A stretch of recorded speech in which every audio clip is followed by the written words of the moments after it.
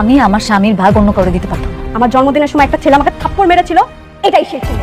তোকে যেমন থাপ্পড় মেরেছে তুইও পাল্টা থাপ্পড় দিয়ে দিবি। আমি বেঁচে থাকতে আমার স্বামীকে কেউ এক বিন্দু পরিমাণ অসম্মান করতে পারবে না। আনিস চৌধুরী আমাদের সকল প্রজেক্ট বাতিল করার নোটিশ দিচ্ছে। হ্যালো, তোমার অনেক অহংকার বেড়ে গেছে তাই না? সালিমা বিল্ডার্স গ্রুপে যিনি মালিক, তাতে একটু অহংকার থাকতেই পারে অনিশ সাহেব। মালিক মেঘলা শালিমা বিল্ডার্সের মালিক? কিন্তু মেঘলা তো গরিব, বস্তিতে। ওনারা হচ্ছেন ম্যাডামের পালিত বাবা মা।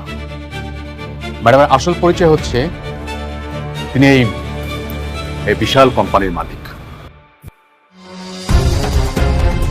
অনিশ সাহেব, এতক্ষণ আপনার সাথে আমি সম্মান দিয়ে কথা বলেছি, আপনি যদি এখান থেকে চুপচাপ চলে না যান তাহলে আপনাকে অসম্মান করার ব্যবস্থা আমাদের এখানে আছে।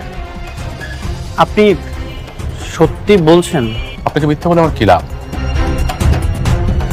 অনিশ সাহেব, আপনি যদি যথেষ্ট সময় নষ্ট করেছেন, আসুন এখন প্লিজ। দেখেন আপনারা কেমনে কি করবেন, আপনারা প্ল্যানিং করে আমার কাছে বাজেট নিয়ে আসেন, বাকিটা আমি দেখতেছি। ওকে ওকে, আপনি যেভাবে বলবেন আমরা সেভাবে কাজ চালিয়ে যাব। আচ্ছা, আপনাকে কি আর কোনো প্রশ্ন আছে?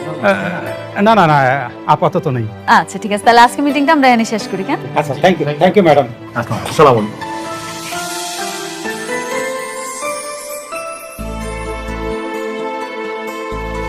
অনেক হঠাৎ আমারে ফোন দিল, ও কি আমারে কিছু কইতে চাইছিল? ম্যানেজার আঙ্কেল, জি অনেক ফোনে আপনারে কি কইলো? ম্যাডাম, উনি ফোন করেননি, উনি নিজেই এসেছিলেন, আমি ওনাকে তাড়িয়ে দিয়েছি। কি আপনি আপনি অনেকের বাড়ি করে দিছেন? সরি ম্যাডাম, আজকে নিশ্চয়ই উনি কোনো প্ল্যান করে এসেছিলেন। তাছাড়া আপনার শরীরের যে অবস্থা, এই অবস্থায় উনি যদি একটা বাজে কথা বলে আপনার শরীরটা খারাপ করবে, তাই ওনাকে আমি তাড়িয়ে দিয়েছি। কি আশ্চর্য ম্যানেজার আঙ্কেল, আপনি আমার একবার কইবেন না ও আইছে? আপনি কাজটা মোটেও ঠিক করেন না। Sorry madam. আপনি একটু মোবাইলটা দেন, একটু কথা কই।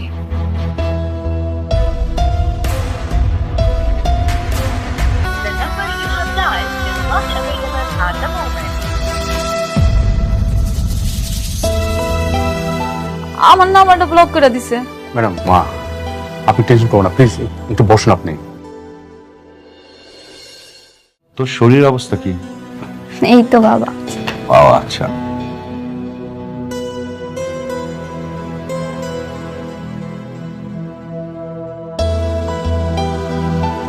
অনেক কাজ হলো না, মেঘলা আমাকে অপমান করে অফিস থেকে বের করে দিয়েছে।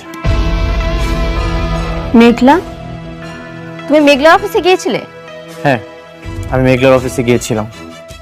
আমার জন্য আনিস চৌধুরীর সাথে ঝামেলা হয়েছে।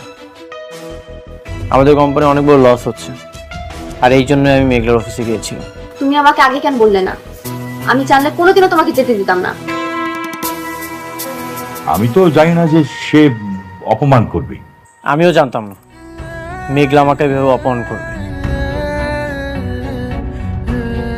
অনেক আশা নিয়ে গিয়েছিলাম আমি, কিন্তু আমার সব আশা ভরসা চূর্ণ বিচূর্ণ করে দিয়েছে। তুমি তার সন্তানকে অস্বীকার করেছ, তাই হয়তো সে তোমাকে সহ্য করতে পারে না। হতে পারে। আমি কোটিপতি থাকা অবস্থায় মেঘলাকে বিয়ে করেছিলাম, আর আজ মেঘলা কোটিপতি হয়ে আমাকে ভুলে গেল। কোটিপতি? মেঘলা কোটিপতি হলো কিভাবে? মেঘলা শালিমা বিল্ডার্সে কি করে? মেঘলা শালিমা বিল্ডার্সের মালিক। কি বলো? আমিও জানতাম না, আজই জানতে পারলাম। মেঘলার যে বাবা মা, সেটা হচ্ছে পালিত বাবা মা। মেঘলা অনেক কোটিপতির মেয়ে। হোক সে কোটিপতি, তারপরে তোমাকে অপমান করবে? তোমার সম্মান রক্ষা করার জন্য আমি তাদের সাথে ঝামেলা করেছি, তোমাকে এক বিন্দু পরিমাণ অপমানিত হতে দেইনি। আর তুমি আজ নিজে নিজে গিয়ে অপমানিত হয়ে আসলে। আচ্ছা ঠিক আছে, যাবার হয়েছে, এখন এসব নিয়ে চিন্তা করে কোনো লাভ নেই মা। আমাদেরকে একটা নতুন কোনো পথ খুঁজে বের করতে হবে। তুমি কি করবে আমি জানি না বাবা, তোমার যদি এই সম্পত্তি নাও থাকে, দরকার হলে আমি আমার হাজবেন্ডকে নিয়ে রাস্তায় থাকবো, তবুও আমি ওর কোনো সম্মানহানি হতে দেব না।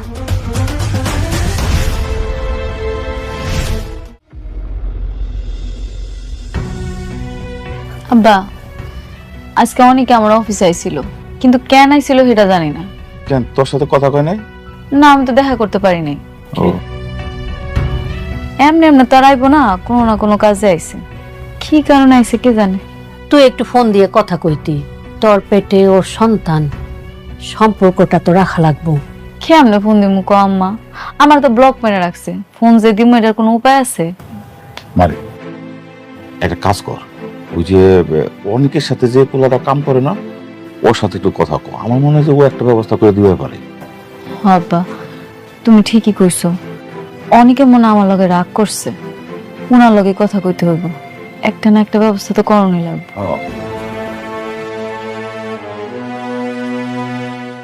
এই স্ট্রাকচারটা পছন্দ হয়নি, এটা চেঞ্জ করতে হবে। তাহলে আমি চেঞ্জ করব।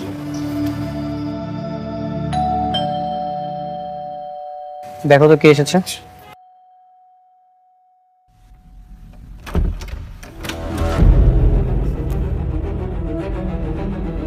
তুমি এখানে?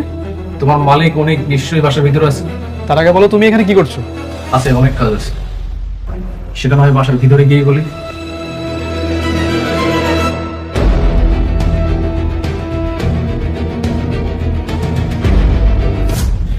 বন্ধু, কি খবর? কেমন আছিস? একটা কুকুরকে যদি লাথি দিয়ে বলি তুই আর কখনো আমার বাসার সামনে ঘুরঘুর করবি না। কুকুর কখনোই আসে না, কেন জানিস? কারণ কুকুরে আত্মসম্মান আছে। তোকে আমি এতবার ঘাট ধাক্কাতে আমার বাসা থেকে বের করে দিয়েছি, তারপরে তুই চলে এসেছিস। তোর কি কোনো আত্মসম্মান নেই? কি বলিস? তুই তো আমার বন্ধু, বন্ধুর কাছে বন্ধুর আবার কিসের আত্মসম্মান? দেখ, বন্ধু রাগ করবে, দুইটা কথা বলবে, মানে খুবই নর্মাল। এই তোর আমি কিসের বন্ধু? কিসের বন্ধু আমি তোর? তোর মতো বন্ধু পৃথিবী যেন কারো না হয়। বন্ধু তাকেই বলে যে বন্ধু সবসময় বিপদ আপদে পাশে থাকে। আর তুই আমার কেমন বন্ধু জানিস? তুই আমার কাঁধে হাত রেখে আমার সাথে বেইমানি করেছিস। এমন বন্ধু পৃথিবীর কারো না হোক। কেন হবে না? আমার মতো বন্ধু না থাকলে তোকে অ্যাওয়ার্ড দিবে কে? অ্যাওয়ার্ড? কিসের অ্যাওয়ার্ড? অ্যাওয়ার্ড ফুটা কপাল অব দ্য ইয়ার। আমি না আমার জীবনেও তোর মতো ফুটা কপাল আর কাউকে দেখি নাই। এই জন্য ভাবলাম যে আমার বন্ধুরে গিয়ে একটা অ্যাওয়ার্ড দিয়ে আসে। এই জন্য তোর জন্য একটা অ্যাওয়ার্ড নিয়ে আসছে। নে বন্ধু আমার, সদরে গ্রহণ করতে এটা। আপনি কি জন্ম থেকে এরকম শয়তান? আরে ছোট ভাবি, এত রাগ করবে? আচ্ছা তুমি বলো, এই যে আমার বন্ধু অনেক নিজে নিজে কত সম্পত্তি করলো, আর সেই সম্পত্তির মালিক এখন কিন্তু আমি। আর একটা জিনিস খেয়াল করেন, ও কিন্তু সম্পত্তির লোকে তোমাকেও বিয়ে করেছে। এখন তোমাদেরও সম্পত্তি কিন্তু ধ্বংসের প্রায় শেষ প্রান্তে। বন্ধু, যেই বউটারে রেখে বিয়ে করেছিলি, সেই বউটা কিন্তু এখন শালিমা বিল্ডার্স গ্রুপ অফ ইন্ডাস্ট্রিজের হাজার হাজার কোটি টাকার মালিক। তুই একটা জিনিস খেয়াল করছিস, সে কিন্তু আমারে কাজ দিছে, তোরে দেয় নাই। দেখিস আবার এই বউটারও না হারাইস। তুই একটা কাজ কর, এই অ্যাওয়ার্ডটা তুই ডিজার্ভ করিস। নে, রেখে দে এই অ্যাওয়ার্ডটা।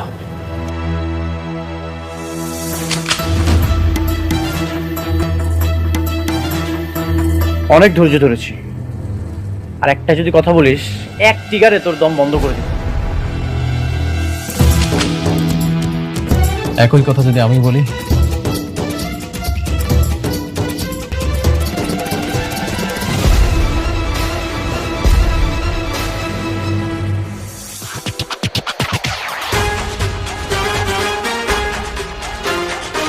আরে গাদ্দার। ও friend, I am just kidding. আমি জাস্ট মজা করলাম। তুই আমার বন্ধু না, আমি তোকে মারবো? বন্ধু হয়ে বন্ধুকে মারতে পারি? শোন, তুই আমার মাথায় কেন মারবি? তুই আমার বুকে মার। তোর পাপ অনেক বেড়ে গেছে। আমি চাইলেই তোকে এখন মেরে ফেলতে পারতাম, কিন্তু না, তোকে আমি এখন মারবো।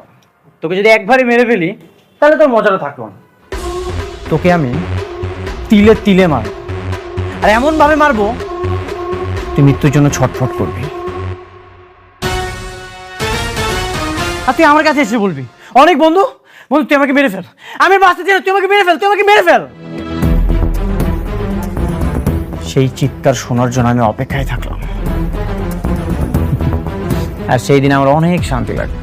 তুই চিৎকার শুনবি? বন্ধু তুই আমাকে এক্ষুনি মার প্লিজ, আমার অনেক কষ্ট হচ্ছে রে, আমার অনেক কষ্ট হইতেছে, তুই আমাকে মেরে ফেল। শোন, একটা কথা মাথায় রাখ, তুই কিন্তু আবার রাস্তার মধ্যে হয়ে যাবি। আর কার সুদিন আসবে আর কার দিন রঙিন হবে এটা পরে দেখা যাবে। আনিস সাহেব আছে না, ওনার সব অসমাপ্ত কাজ আমি পাচ্ছি। আর এই